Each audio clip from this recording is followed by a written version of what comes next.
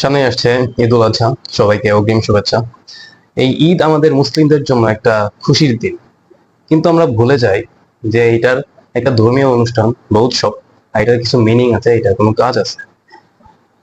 Specially আমাদের যখন কুরবানির ঈদ আসে, ঈদ আসলেই আমরা কুরবানির পশু কিনে নানা ধরনের মিমস বানানো শুরু করি, অনেক রিলস বানানো শুরু করি, ফানি ফানি অ্যানিমেটেড ভিডিওস বানানো শুরু করি।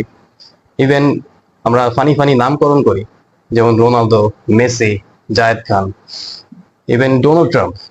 আর এইটা নিয়ে আমাদের বাংলাদেশে নিউজ পর্যন্ত হয়। মানে আমাদের বাংলাদেশের মানুষ এতটাই আনএমপ্লয়েড যে এইটা নিয়ে মানুষ রিলস বানায়। এখন আপনি একটা জিনিস চিন্তা করে দেখছেন, এটা কোরবানির পশুকে আপনি ডোনাল্ড ট্রাম্পের মতো একটা শয়তানের নাম দিতেছেন, এটা কতটুকু ডিসরেসপেক্টফুল। আমার মানুষ, আমরা অনেক গুনাহ করি, অনেক পাপ করি, কিন্তু পশুরা কিন্তু কোনো গুনাহ করে না, তারা কোনো পাপ করে না, তারা কিন্তু নিষ্পাপ প্রাণী। আর বিশেষ করে কুরবানির পশুরা কিন্তু একটা রেসপেক্টেড জায়গায় থাকে।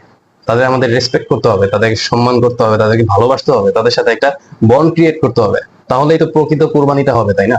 আর আমরা জাস্ট একটা হাসির পাত্র বানাই দিছি এই কুরবানির পশুদেরকে নিয়ে। এই কুরবানির ঈদের মানে কিন্তু জাস্ট গোস্ত ডিস্ট্রিবিউট করা আর মজা করে খাওয়া না, এটা একটা মিনিং আছে।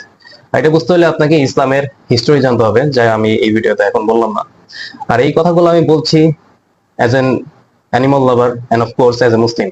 সো প্লিজ, এই যে কোরবানির পশু আছে এদেরকে রেসপেক্ট করি, এদেরকে সম্মান করেন, আপনারা এদেরকে ভালোবাসেন। আর পারলে এই ভিডিওটা শেয়ার করে দিন যাতে এই মেসেজটা মানুষের কাছে যায়। আল্লাহ হাফেজ।